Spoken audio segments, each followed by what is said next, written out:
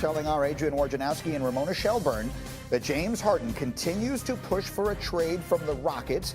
This despite Houston bringing in John Wall just a few weeks ago in a trade that involved Russell Westbrook. And now Harden going back on the floor, and here he is. Woj is back with us in studio. Delight to see you. So what can you tell us? Where do we stand right now with Harden and Houston? Well, he's likely going to play tonight against the Spurs, but he's made it clear as he's come in, had his first practice yesterday, that the arrival of John Wall and however John Wall looked or how Boogie Cousins has looked in the preseason so far is not impacting his thinking. He wants a trade. Brooklyn, Philadelphia are still the two teams he would most like to go to. And the Rockets continue to work on trying to see if there's a way that they can get maximum value for a player they consider one of the best five in the league, and they certainly aren't going to just give away. Right. So let's talk about that, because this is not Anthony Davis going into the final year of his contract. Carmelo Anthony, once upon a time. He can say where he wants to go, but he really can't dictate it with the same kind of leverage that players closer to the end of their deals could. So how does that factor into this? Well, ultimately teams who would trade for him have to decide, number one, do we want to re-sign him long term? If you are trading for a player of his stature, you're giving up the asset you're going to have to give up that Houston wants in this deal. You're thinking it's a longer-term play for James Harden, but he has 2 years left on his deal, really 3 years, but a player option in that third year.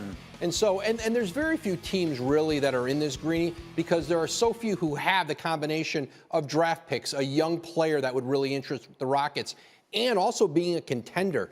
There's very few. Philly's at the top of that list. Okay, so we keep an eye on Philly, Brooklyn, and you never know. Sometimes a surprise works its way into the mix. And then there's the other contract situation everyone is watching, and that is Giannis in Milwaukee. Where are we there?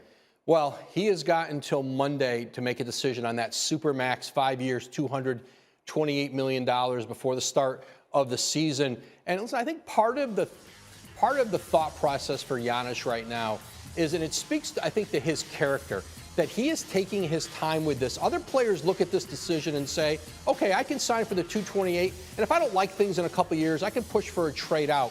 Giannis thinks differently. When he makes a commitment, he makes a commitment. He believes in it. And so he's got a lot to think through here. He's got time on this decision still into this week. But listen, I think he loves Milwaukee. I think he's very fond of that organization. He is looking short-term, long-term. Can I win a championship here? Can I win championships here? And he's got a little more time here to make this decision, but he's still working through all those thoughts. So just to make sure everyone is clear, Monday is the deadline for the super max. Doesn't mean that he can't re-sign with them after that if he wants. It would just be at a little bit less money, right? Right, and it would make less sense. If you're going past Monday, you're essentially headed toward either free agency or signing with them after next season. Okay, so obviously these next couple of days are very important.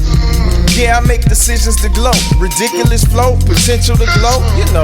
I just do that. Consolidate my